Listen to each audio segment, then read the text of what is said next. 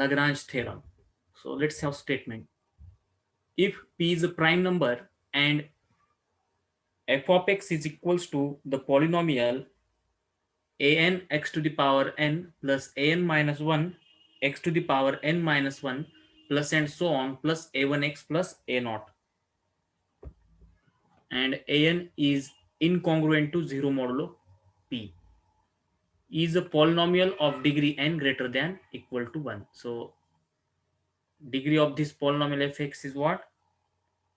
Greater than equals to 1 with integral coefficient, and all these coefficient a naught, a1 up to an, these are integral coefficient. Then the congruence fx congruent to 0 modulo p has at most in n incongruent solutions modulo p. So this polynomial, whenever this polynomial fx is congruent to 0 modulo p, then it has at most n incongruent solutions modulo p. This we have to prove. So we know that any polynomial of degree n always has how many solution? N solution. These things we have to prove. Okay. So let's have proof. So before proving this, just recall this statement. The linear congruence ax congruent to b modulo n has a solution if and only if d divides b, where d is equals to gcd of a comma n. So this is congruence, ax is congruent to b modulo n, where a and b are integer. So this congruence has a solution when gcd of a comma n, suppose gcd of a comma n is what? D. So whenever your d divides this b, then we say that this congruence ax congruent to b modulo n has a solution. Okay, and if d divides b, then this congruence has exactly d mutually incongruent solution modulo n. So whatever the gcd of a comma n, and whenever it divides this b, then it has exactly how many incongruent solution? It has exactly d number of incongruent solutions modulo n. So let's prove the theorem. Now to prove this theorem, we will use mathematical induction on the degree of this polynomial fx. So mathematical induction means we take n is equals to 1, n is equals to 2, and we will prove this theorem is true for any k number of degree. Okay, so first assume n is equals to 1. Okay, so we prove by induction on n. What is n here? The degree of f of x. So if n is equals to 1, then our f of x becomes, that is the polynomial fx is of the form a1x plus a naught. So suppose if I take here n is equals to 1, then what is this polynomial? a1x to the power 1 means a1x plus a naught. Okay, so this is our polynomial, where by hypothesis a1 is not congruent to 0 modulo p. Why? Because here given the whatever the coefficient of highest order, okay, highest degree is incongruent to 0 model p. So here highest degree is 1. Okay, so a1 is incongruent to 0 modulo p. So by definition of congruence, this implies what? P does not divides a1 minus 0, the difference of a1 and 0. It means P does not divides a1. So if P is as P is prime and P does not divides a1, this implies GCD of a1 comma P is equals to how much? 1. GCD of a1 comma P is equals to 1. Okay, so this implies that by this recall. Okay, now here GCD of a1 comma P is what? 1. Okay, and 1 divides any number. Okay, so here 1 divides what? This a naught. So from this result, which result? This. So a1x is congruent to what? Minus 1 modulo p. Sorry, minus a1x is congruent to minus a naught modulo p. Why? Because GCD of a1 comma p means this a1 comma p is what? 1, and 1 divides what? Minus a naught, as like here. Okay, so using that theorem or that statement, a1x is congruent to minus a naught modulo p has how many solution? Whatever the GCD of a1 comma p. So GCD of a1 comma p is equals to 1. So that's why this congruence a1x congruent to minus a naught modulo p has a unique solution modulo p. Okay, so for n is equals to 1, our theorem is true. Okay, so what's the degree of this f of x? Degree of f of x is 1, and we prove it has exactly how many solutions? It has exactly one solution. So for n is equals to 1, our theorem is true. Now we assume that theorem is wait. Now we assume that the theorem is true for polynomials of degree k minus 1. So as here we first assume f of x having degree 1 and prove it is true for n is equals to 1. Now we assume this theorem is true for polynomial of degree k minus 1, means here we are assuming f of x is equals to a k minus 1 x to the power k minus 1. For this polynomial, theorem is true. And consider the case in which f of x has degree k. Okay, we are assuming the theorem is true for polynomial of degree k minus 1 and considering the case in which f of x has degree k. So we will prove that f has at most k incongruent solution. This we have to prove. Okay, so let's prove our claim. So what we assume here, theorem is true for polynomials of degree k minus 1. So if I take f of x be the polynomial of degree k minus 1, so by assumption this implies that f of x has how many exactly incongruent solutions? It has exactly k minus 1 solutions. Okay, at most k minus 1 solution. So now let's prove this claim that f has at most k incongruent solution. So if f of x is congruent to 0 modulo p has no solution, then result is obvious. Okay, so assume that f of x has at least one solution.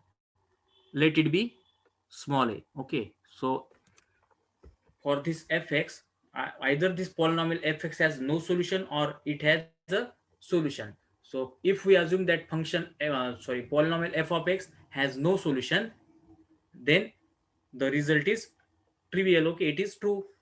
Now assume second case that f of x has at least one solution. Let that solution be a. So if f of x is divided by x minus a, then the result is f of x is equals to x minus a into q of x plus r. Okay, this is the result. So what is here? This polynomial f of x is of what degree? This is a polynomial of degree k we are assuming. So okay, so if we factorize this polynomial f of x of degree k, we obtain this x minus a into q of x plus r. Okay, so as degree of this polynomial fx is k, so from this we can say that degree of q of x is what? K minus 1. Okay, from this we can say that degree of q of x is k minus 1. So f of x can be represented as x minus a into qx plus r by using division algorithm. Okay, in which q of x is a polynomial of degree k minus 1. Why degree of q of x is k minus 1? Because here degree of fx is what? K. Okay, if we multiply by x into whatever the degree of qx, so here x into degree of qx is what? K minus 1. If degree of q of x is k minus 1, then only it is possible that f of x has a degree k. Okay, that's why degree of q of x is k minus 1. So here q of x is a polynomial of degree k minus 1 with integral coefficient and r is an integer. Okay, so substituting x is equals to a, then we obtain what you obtain? F of a is equals to a minus a q of a plus r. Okay, if I put a in this polynomial f of x, then I obtain f of a is equals to a minus a q of a plus r. So a minus a is 0. 0 into q of a is what? 0. So this implies f of a is equals to r. Okay, thus we obtain 0 is congruent to r modulo p. Okay, it means your r must be 0. Why r must be 0? Because in hypothesis they have given f of x is congruent to 0 modulo p, or as a is a solution of this f of x we are assuming here, it means what? F of a must be 0. Okay, that's why here value of f of a is 0, that's why r must be 0. So this implies 0 is congruent to r modulo p. Okay, so as r is congruent to 0 modulo p, or whatever 0 is congruent to r modulo p, these both things are same. Okay, so as r is congruent to 0 modulo p, this implies f of x is equals to what in this case? F of x is equals to x minus a q of x modulo p. Okay, now suppose if we first we assume a is its solution. Now suppose b is another incongruent solution of f of x congruent to 0 modulo p. Okay, now we are assuming b is another incongruent solution of f of x congruent to 0 modulo p, means this b is different from this a, means this a and b are not equal. Then therefore as b is solution of f of b, then this implies f of b is equals to what? B minus a into q of b modulo p. Okay, modulo p. Here r is vanishes. Why? Because r is congruent to 0 modulo p. Okay, so f of b is equals to b minus a q of b modulo p. But as b is a solution, as b is a solution of what? F of x. That's why value of f of b is what? 0. This implies 0 is congruent to b minus a into q of b modulo p. Okay, so as b and a are not equal, okay, as b minus a, sorry, as b is not equals to a, this implies this difference is never be 0. Okay, when this difference becomes 0, when a is equals to b, but a is not equals to b. Why? Because b is another solution of f of x, and we already consider a is a first solution. We already consider a as a solution, and b is taking solution different from a. That's why these two quantities never be equal, and hence b minus a never be 0, means b minus a is not congruent to 0 modulo p. So as b minus a is not congruent to 0, this implies your q of b must be congruent to 0 modulo p. Okay, since b minus a is not congruent to 0 modulo p, so this implies your q of b is congruent to 0 modulo p. Okay, q of b is congruent to 0 modulo p. Thus any solution of the polynomial f of x congruent to 0 modulo p that is different from a should satisfy q of x is congruent to 0 modulo p. Okay, so as q of b is congruent to 0 modulo p, from this we can say that any solution of the polynomial f of x congruent to 0 modulo p that is different from a. So here what we solution taken different from a, that is b. So that is different from a should satisfy q of x congruent to 0 modulo p. Now by assumption that the congruence has at most k minus 1 incongruent solution. Okay, so in assumption we what we assume, so in assumption we have taken the result is true for polynomial of degree k minus 1. So by assumption that the congruences has at most k minus 1 incongruent solution, and therefore f of x congruent to 0 modulo p has exactly k incongruent solutions. How many solutions? K incongruent solutions. So by principle of mathematical induction, this completes the proof. So this result is true for any n. So what we proved here, if p is prime and f of x is a any polynomial of degree n such that an is incongruent to 0 modulo p, and all the with all the integral coefficient, the congruence f of x congruent to 0 modulo p has how many solution? At most n incongruent solution modulo p. What is n here? N is a degree of polynomial f of x. Okay, so before proceeding to corollary, so let's revise some facts. So in plus 1 plus 2 or in class, you know this polynomial x to the power k minus 1 can be factorized as this: x minus 1 into x to the power k minus 1 plus x to the power k minus 2 plus and so on, plus x square plus x plus 1. Okay, also you know this Fermat's theorem, Fermat's or Fermat's little theorem we proved already. This theorem states that for any prime p, if it doesn't divides a, where a is what? A is a integer. Then a to the power p minus 1, this is congruent to what? 1 modulo p. This is a Fermat's little theorem. So these are the two results. we will use these results to prove the corollary. So what is corollary? Also we use previous theorem. Okay, so let's have a corollary. If p is a prime number and d divides p minus 1, then the congruence x to the power d minus 1 is congruent to 0 modulo p, has exactly d solution. So what they given for any prime p, if d divides p minus 1, then this congruence x to the power d minus 1 congruent to 0 modulo p, or one can say x to the power d is congruent to 1 modulo p, has exactly d solution. Okay, so this we have to prove. This is a corollary to Lagrange theorem. And what was the Lagrange theorem? For any polynomial of degree n such that its highest order coefficient an not congruent to modulo p has exactly how many solution? Sorry, it has not exactly, it has at most n solution, but here we have to prove it has exactly d solution. Okay, so what they given? D divides p minus 1.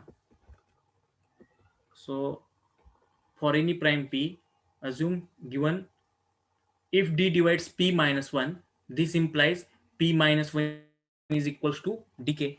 Okay, by division algorithm.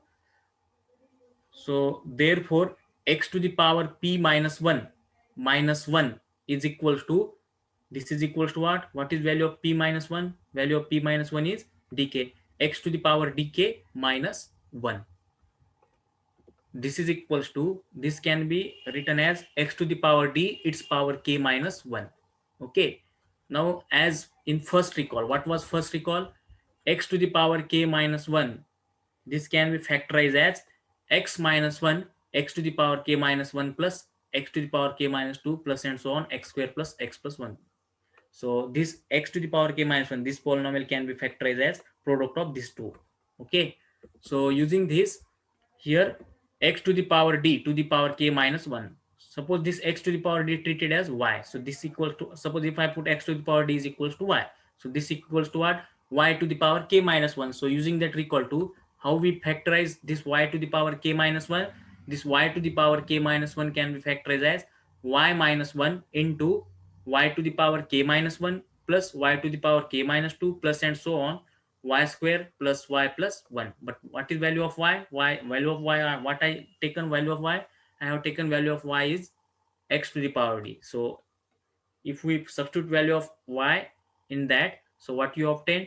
X to the power d minus 1 into x to the power d into k minus 1 plus x to the power d into k minus 2 plus and so on plus x to the power d plus 1. Getting this?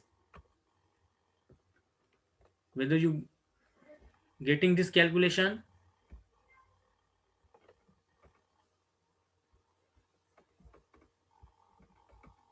Yes, sir.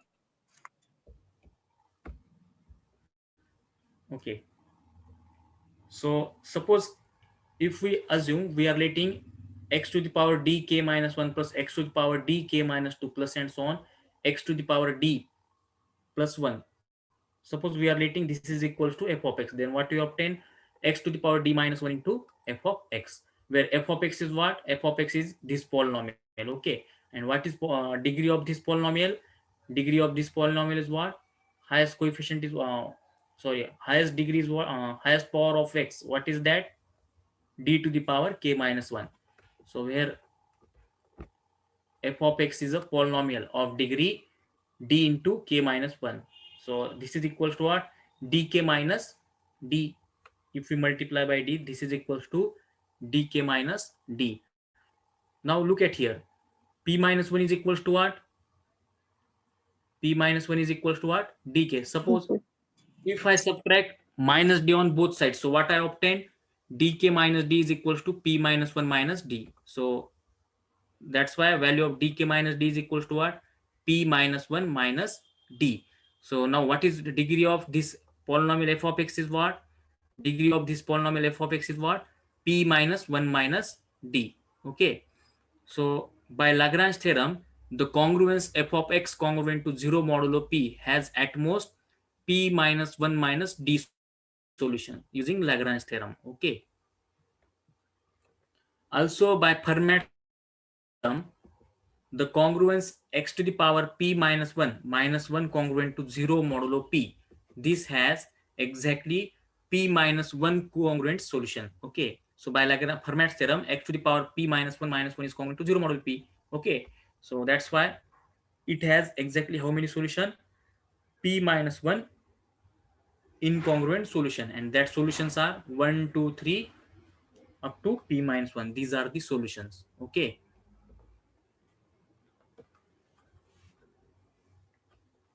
Now any solution x congruent to a modulo p. Suppose a is any other solution. Okay. That is congruent to what? X is congruent to a modulo p of x to the power p minus 1 congruent to 0 modulo p. That is not solution of f of x congruent to 0 modulo p. What it's saying, suppose a is any other solution of x to the power p minus 1, but it is not solution of what? This polynomial f of x. Okay. A is solution of what? X to the power p minus 1, but it is not solution of this polynomial f of x. Okay. Modulo p. Then this must satisfy x to the power d minus 1 congruent to 0 modulo p. Okay, it is obvious. Then it must satisfy x to the power d minus 1 congruent to 0 modulo p. So suppose if I am saying that a solution of x to the power p minus 1 means a to the power p minus 1 is equals to what? 0. If this is equals to 0, okay, if left hand side equals to 0, this implies what? Product left hand side is equals to what? Product of this quantity, two quantity fx into x to the power d minus 1. Okay, so as I am taking a solution of this x to the power p minus 1, okay, and that's why it becomes 0. So product is 0. When we say that product of two quantities zeros, either this, either x to the power d minus 1 is equals to 0 or f of x is equals to 0. But what we are assuming here, a is solution of only this quantity, but this is not solution of polynomial f of x. Okay, polynomial f of x means f of a is not equal to 0. That's why your x to the power d minus 1 must be 0. Okay, getting this? So this is, I repeat, now any solution x congruent to a model p of x to the power p minus 1. So that's why it is congruent to 0 modulo p. But it is not solution of f of x congruent to 0 modulo p. This implies your this polynomial x to the power d minus 1 is congruent to what? 0 modulo p. Okay. It means your a is solution of, a is also solution of x to the power d minus 1. Okay. So if I put value of a, so what I obtain here, if I put value of a here, so what I obtain here, a to the power p minus 1. So this is congruent to what? 0. So I can write this as 0 is congruent to a to the power p minus 1, which is equal to a to the power d minus 1 into f of a, like this. Okay. Why this is congruent to 0? Because a is solution of x to the power p minus 1. Okay. So this implies what? Your a to the power d minus 1 into f of a is congruent to 0 modulo p. Okay. This implies p does not divides f of a, which shows that p must divides a to the power d minus 1. Okay. Why p doesn't divide f of a?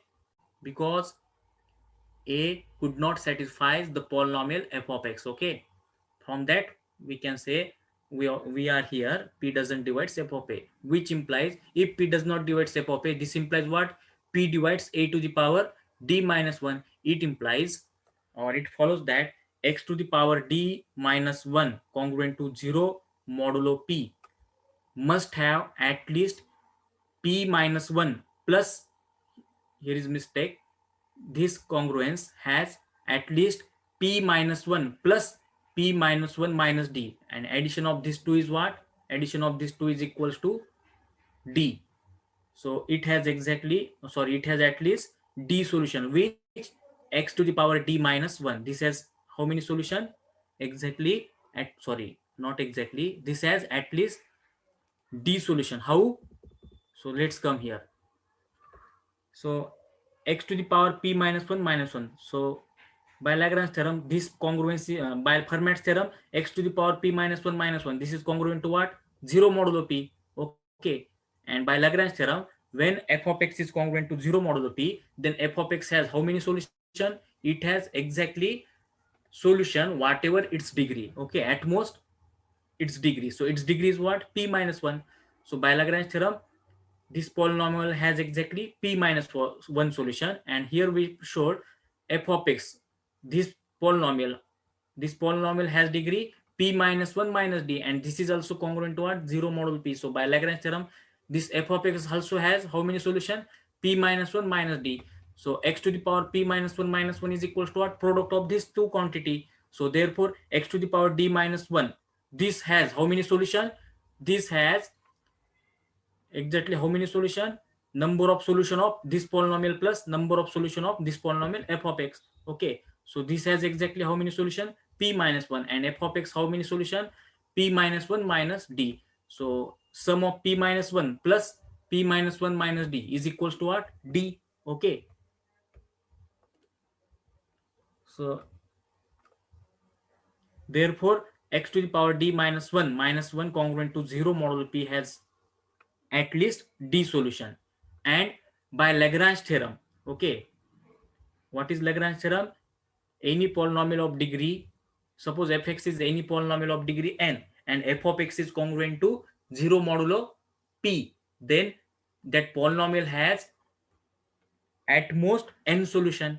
Now here f of x, suppose here f of x is what? X to the power d minus 1. So this is also one polynomial, and x to the power d minus 1 is congruent to 0 modulo p. Okay, so it has, by Lagrange theorem, it has at most how many solution? It has at most whatever its degree is what? D. So by Lagrange theorem, the congruence x to the power d minus 1 congruent to 0 modulo p has at most d solution. Okay, now look at here. In first case, means here we are showing x to the power d minus 1, this has at least d solution, and here we obtain it has a at most d solution, means one polynomial x to the power d minus 1, this has at least d. In one case it has at least d solution, in another case we are obtaining it has at most d solution. So if we combine these two statements, then what we obtain? At least plus at most. It means what? If we combine these two statement, so we what we obtain, where comes to our result. So it both statement, if we join, it implies it has exactly d solution. Okay, it has exactly d solution. So this completes the proof of corollary.